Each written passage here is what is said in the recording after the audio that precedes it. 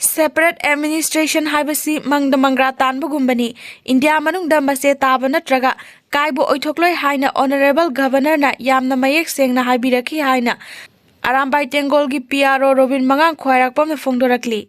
Arambai Tengol na Governor Ajay Kumar Bhala unakre kulngakpa singi mathakta legal action amadi faba punba tawdana ba loinana maitaibu ST list chalhanana ba taksinkre Arambai Tengol gi mihut kangbu amana ngasi numidang wairam Governor Ajay Kumar Bhala unaduna pung amarom chupna wari sanakhibaga loinana tongan ba demand mapan yawba memorandum amasu Arambai Tengol gi maikaidagi Governor da pisinkre hairi Governor unabadu da Arambai Tengol gi lusingba korongan bakhuman CMP gi Commissioner Munindro PRO Robin Mangang khwairakpam Unit 19 gi Commander Langon ba saruk yakhi Governor da pisin kiba memorandum aduda border fencing tawba kumza Englishing amaga chama panyankai ga mathoida yumfam oiraga NRC sana hanba illegal immigrants sing masa gi maramda halan kina bathabak paikhatpa suspension of operation su handokpa amadi sugi sana kanglon thugaiba militant sing gi mathakta akan bathabak lokhatpa popi pambi sing maru phangna manghan ta anba illegal immigrants sing dagi ST list lokthokpa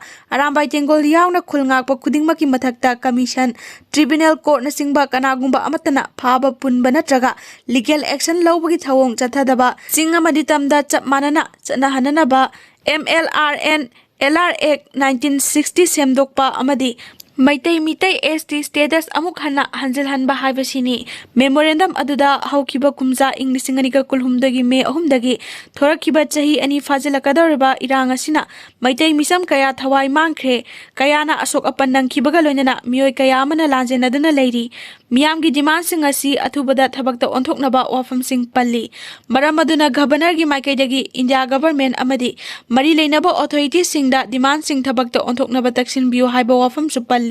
Governor unaru badugi matangda Arambai Tengol gi PRO Robin Mangang khwairakpam na paumi singda hai Arambai Tengol gi mihut singna Governor unaduna pung amorom chupna wari sanakhi Arambai Tengol gi maikaidagi hanana mamangda leiramba Governor da pisin kiba memorandum aduga chap manana nauna Governor oreklaba Ajay Kumar Bhala da pisin khre Governor ga wari sanaba adugi manungda outstanding khara leinare masigi matangda chap chana miyamda soidana lauthorakani haiki khulai surrender tawbagi matangda paumisingna hangba wahangi paukumda mahakna hai khulai surrender tawbagi matangda condition khara da yanaba leire adubu chap chaba wafam matang chabada thamge hainu phongdokhi governor gi maikaidagi state asida ingtapa hanjilak hangani haina thajaba pirakhi loinana ingtapa purakna ba Arambai Tengol nasu mateng pangna ba hairakhi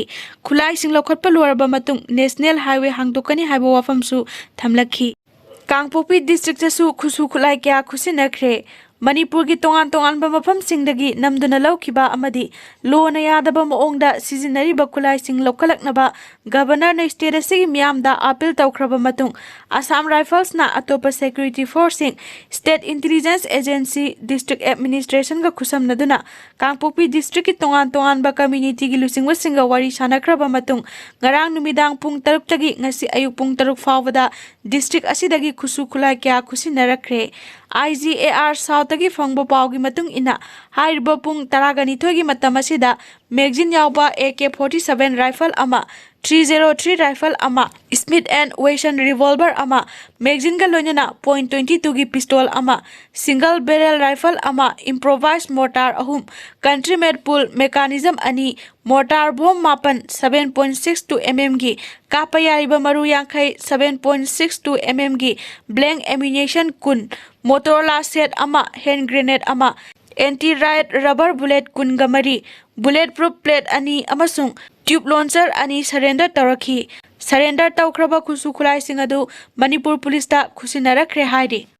Mau ama thori yanduna siramle ngarang ahing nongyai matung pung 12:40 nifurom taba matamda